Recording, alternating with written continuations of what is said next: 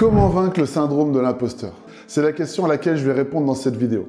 Est-ce que vous avez déjà vécu cette situation où vous dites « je ne suis pas à la hauteur, j'ai pas toutes les compétences nécessaires, je vais me faire griller, je vais me faire critiquer ».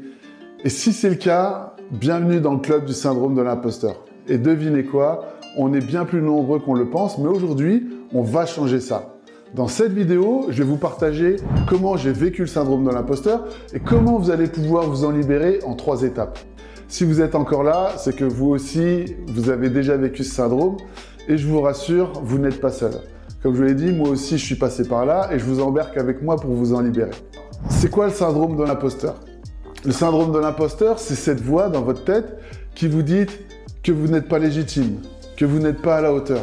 Même quand vous réussissez, même quand vous faites les choses bien, elle vous répète que vous n'êtes pas à votre place et que d'autres sont bien meilleurs que vous. Et le pire dans tout ça, c'est qu'on y croit.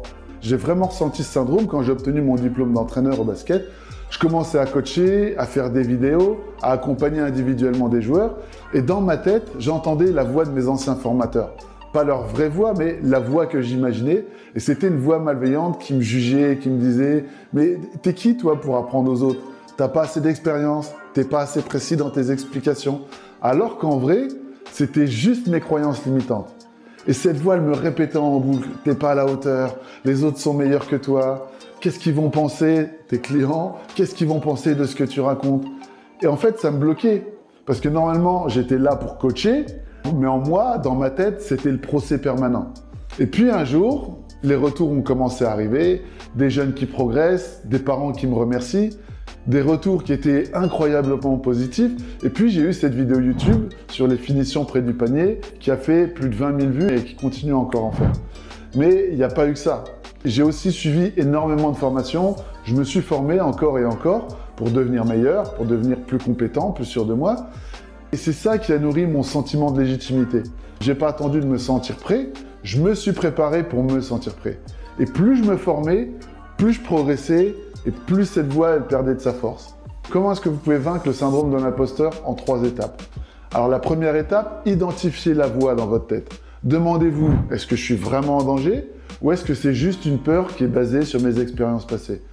Parce que rappelez-vous, la peur, c'est souvent une perception erronée de la réalité. La deuxième étape, appuyez-vous sur le réel.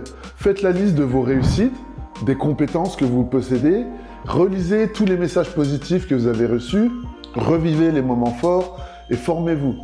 Nourrissez votre cerveau pour qu'il prenne confiance. D'ailleurs, vous pouvez voir ou revoir ma vidéo « Comment avoir confiance en soi en 3 étapes simples ». Et la troisième étape, passez à l'action, même avec la peur. La compétence, elle crée la confiance. Les progrès créent la confiance. Et le syndrome de l'imposteur, il ne disparaît pas d'un coup, mais il se dissout petit à petit, un pas après l'autre. Alors oui, on est beaucoup à avoir cette voix dans la tête, mais elle ne définit pas qui on est. Vous méritez d'être là. Vous méritez de transmettre, de créer, d'inspirer. Et si vous voulez aller encore plus loin, j'ai préparé un guide pour vous, comment devenir un leader inspirant.